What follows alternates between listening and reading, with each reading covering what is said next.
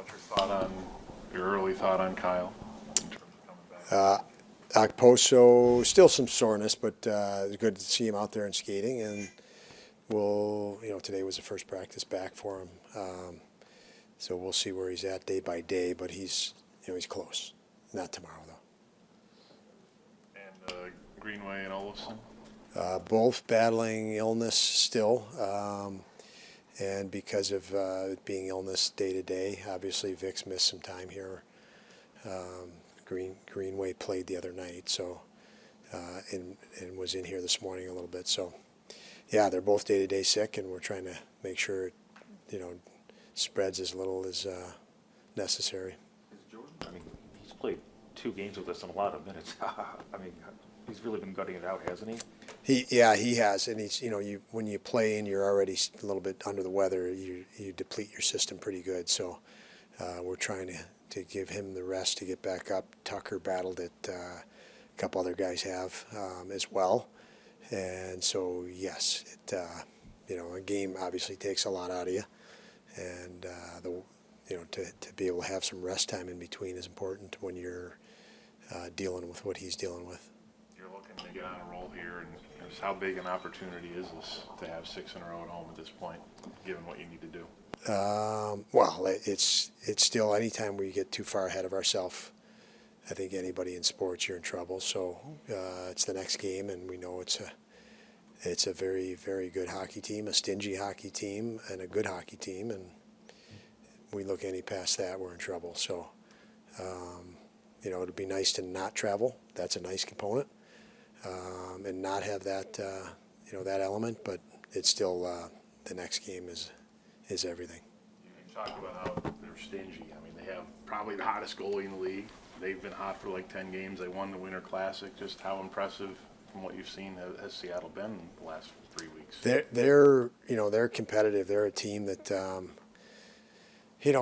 because of their situation, they don't have maybe the number 1 overall pick and the high profile talent, but they have lots of talent, lots of very talented, competitive people over there, in depth, and probably more depth than any other team in regard to that. I mean, they can roll 4 lines that are very deep, very capable of playing, grind, compete, and certainly skill as well. So, very balanced team and a very deep team.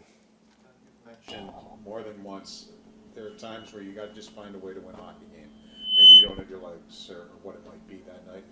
Pittsburgh had a lot of zone time, but as you've got a chance to look back at it, is the reason you won that game because your compete level stayed high, even though maybe you didn't have your legs or whatever it might have been? Yeah, we were, well, first of all, Upi played very well, obviously, but you didn't see a lot of second chances. You didn't see a lot of chances because of a defensive zone mistake. We had, we gave up some outside ice, but we fought and hard for inside ice around our net, with a few exceptions, and they were extremely willing to tactically throw a puck to the net.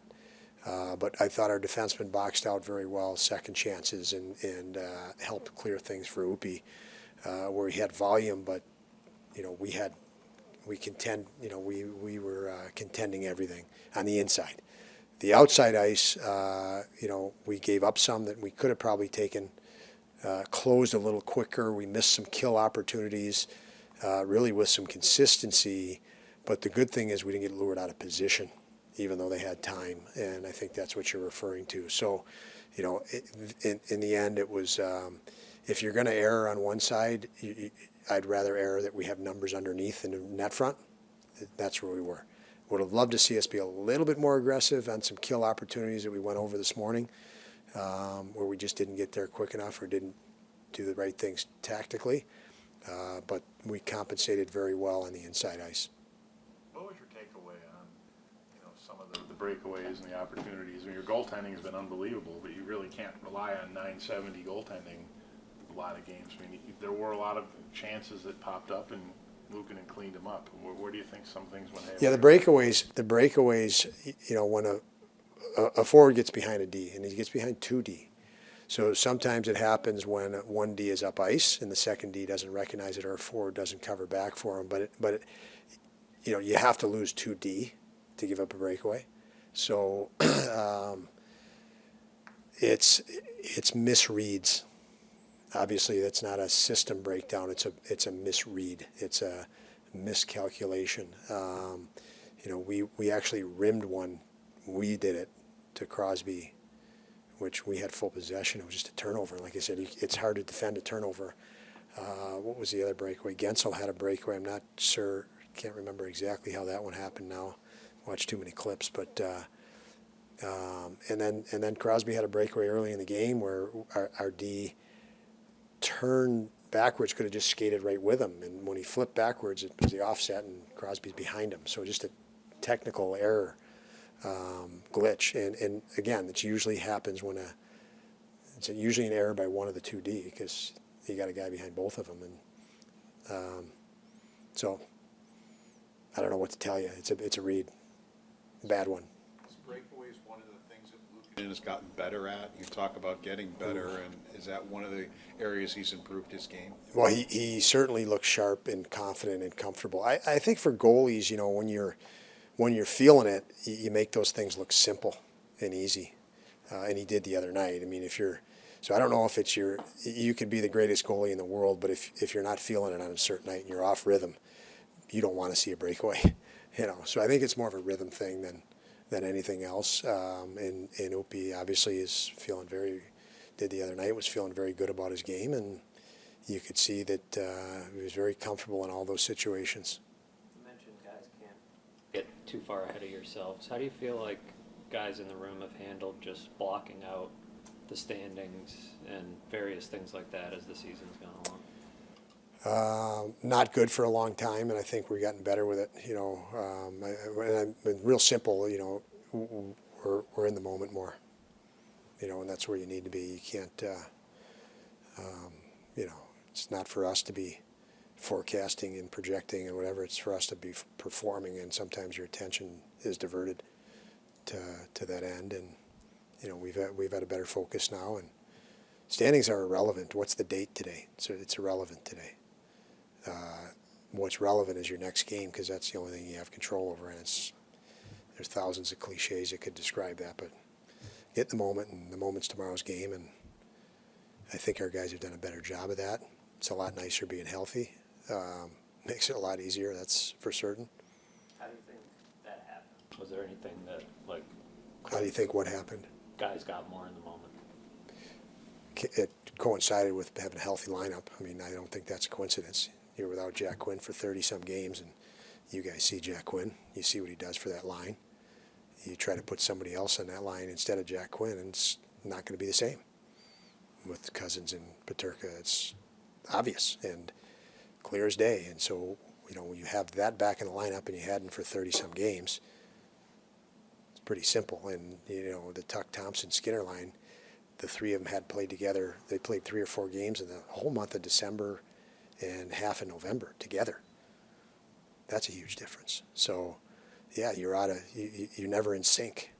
Never, you don't have that continuity. And the difference now is you have that, and it's much more comfortable circumstance, you know, and it's the way the league is, you know. Teams lose top players, just look at it. New Jersey was without Jack Hughes last night, and it's a little different. Everything gets messed up. So it's nice when you don't have to deal with that mess. It's a big bonus. How do you feel about the changes on defense? It seemed like the minutes were a little bit more balanced, maybe, Yeah. and that seemed to benefit some guys. Yeah, I mean, I'm not satisfied with anything. So, I mean, if you're asking on any of that, there were some things I liked and some things I didn't. These guys just mentioned the breakaways we gave up. Is that a miscommunication between the two partners? Might be. Misread, certainly a misread. So there's some things to like, but you know, I think our defensive group can be better. They're capable of being better. So Has Owen been better with like Owen, I'm looking, he's been under 20 minutes for 3 Yeah. straight games, playing with Eric. Some good, yeah. I mean, some good. All these guys, it's some good, and we want more consistency and we want a higher level. So we're continually pushing to that. So if you ask me, are they better? I'm not so concerned with. I don't even look at it as better. They have to be better. Be better. I want better tomorrow than I saw last game. Just want it. That's it. So I'm not satisfied with, what Owen did or anybody else did the other night. Great. We got to win. Love it. But, we got to get better. You guys have had some terrific home games where, just start to finish really, but as a whole, you guys haven't been a good home team. Do you have any explanation, like why you guys just haven't found I a mean, rhythm at home? you could have explanations again, historically, the last 2 seasons, no. But we've talked about this a lot, do you guys put more pressure on themselves? Do they play tighter at home? There's teams so, I mean, anything you say is going to be, can be, well, that's an excuse. It's like, I don't even like talking about it. It's get in the moment, which we haven't been. Obviously, get more competitive. When we struggle at home, we don't shoot. We're not competitive enough. We're not willing to work enough. So, and you can see those patterns. So that's the pattern. If we want to go out and compete, we're pretty freaking good. When we have trouble at home, we probably didn't compete as hard, and it's clear as day. We're not attacking the net. Puck on an entry. Is there a guy driving? Is there a shot mentality? When we're not good at home, we're passive. We overstick handle. We try to make a play. We're not direct. We're not hard. We're not shooting pucks. We're not willing to track pucks. So no different than what I've said over and over on that. So that's it. I mean, when we're good at home, that's what we're doing. When we're not good at home, we're not shooting a puck. We're not going to retrieve a puck with enough consistency. Maybe a couple guys are. Gergensen's is a big leader in that regard. When you see him out here, he does it every single time. It's his habit. We don't have enough guys that's their habit. Put a puck in, go after it. The winning goal the other night was Gergensen's. Chip it in, go to the front of the net. It's in the net. That's how you score more goals. And if you're not doing those things, you'll score fewer goals. You might score a pretty one, but it's one every 60 minutes. So it's just those. To me, that's it. If you're asking psychologically why we're not good at home, yeah, there's a psychological component, but we're not getting to that aggressive play.